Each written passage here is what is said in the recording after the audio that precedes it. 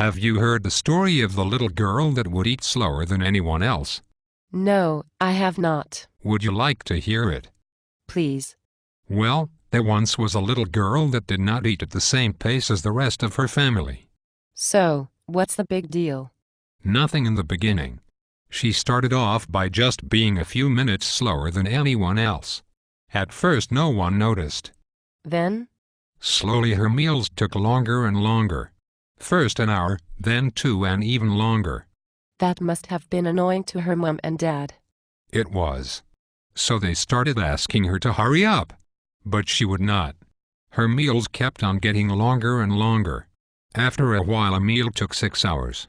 Wow. She started realizing that, by the time she had finished her meal, it was time for the next one.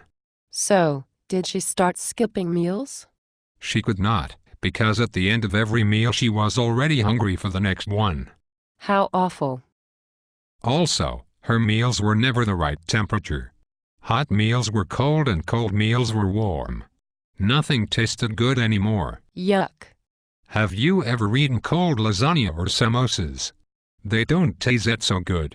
No, they do not. She could not eat ice cream, because it would melt by the time she got to it. She could not eat fish, because by the time she was eating it, it had gone bad. Her diet became really boring. Horrible. Also because her meals took so long she couldn't go out anymore, so no school, no sleepovers, no holidays. Luckily, the toilet was near so could sneak there when she had to. That's awful. What happened next? She could not leave home for a year or more and she started feeling really sad and unhappy. I can't imagine. And what happened next? One day her daddy came to her and suggested, "Sweetie, why don't you try eating faster?" And? She did and everything went back to normal. What a silly girl. Why couldn't she do this sooner? Because she was hard-headed and did not want to do what she was told. Unbelievable.